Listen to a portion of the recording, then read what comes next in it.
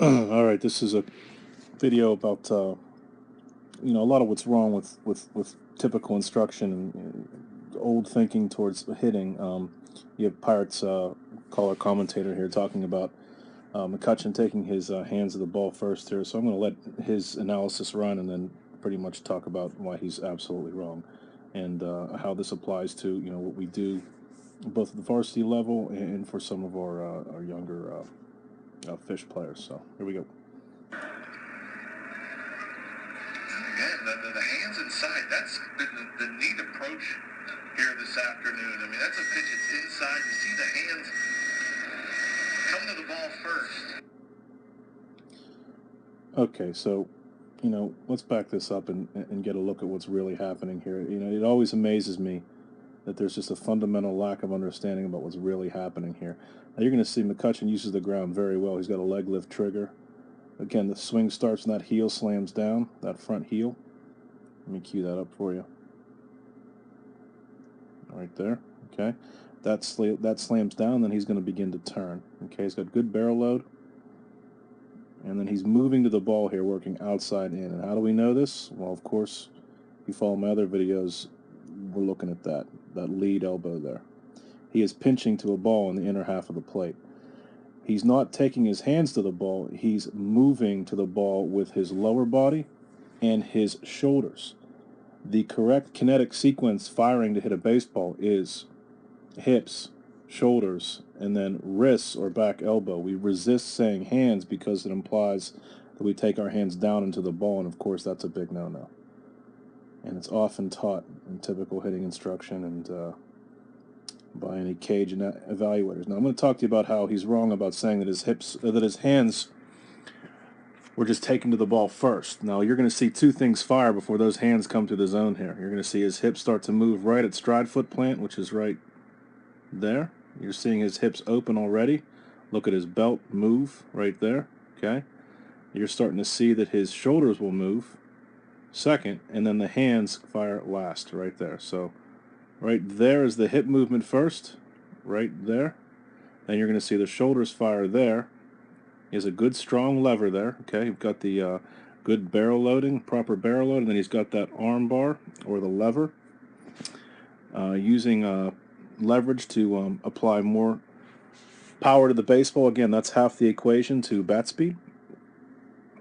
And we're going to see him turn to the ball. When he turns, he makes an adjustment. And this is what gets missed by your typical Seaside or Bianco or any kind of instructor. They don't understand this process here. This is the move to the ball, the inside part of the plate.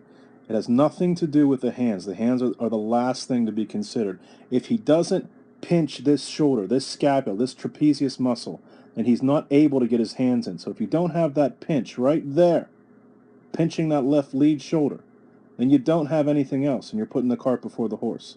So if you intend to hit this middle end pitch, you better learn how to control that scapula and pinch to the ball with posture, or it doesn't matter where you take your hands. The last thing you're going to do is see the hands fire after extension. How do we know that the hands aren't leading this train? We know because look at the tremendous flexion in his arms here. If the hands were leading, those arms would be extended. They are not, folks. They are bent. So I don't know if this is Wayner or Bob Walker, whoever's talking on this broadcast is just fails to understand what's happening in a swing. And it's not their fault. It's the old, this is the way I was taught. This is the way I was taught. But it has no relation to science or what's really happening in these batter's boxes. And nobody hits with their hands first in the major leagues. Nobody does. And the proof is right here in this little snapshot here. There's flexion at impact. If he's hitting with his hands, the hands would be extended. Or I'm sorry, the arms would be extended because this arc would fire, and they are not. So he's starting with the hips first. That is the first one to fire. And then he's moving to his shoulders, and he's pinching, moving outside in, manipulating the barrel to the location of the pitch.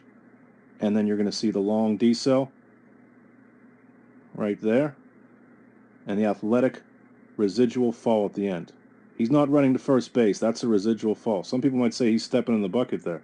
He is not.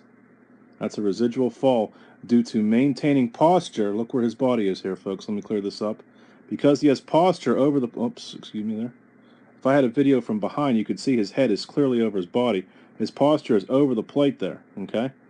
And that posture is going to carry him into this residual forward. That right leg is going to have to catch him right there, okay? That's what's really happening in that pitch. He's not moving his hands first. He's not taking his hands to the ball. He is simply engaging the kinetic sequence properly, firing his hips, his shoulders. The key part is this pinch right to the ball there, working outside in, getting that elbow up and pinching the scapula so that he can maintain that static palm up, palm down position at impact with flexion that he can then use to drive through the ball. Because if you're extended, there's nothing behind it. We always use the analogy.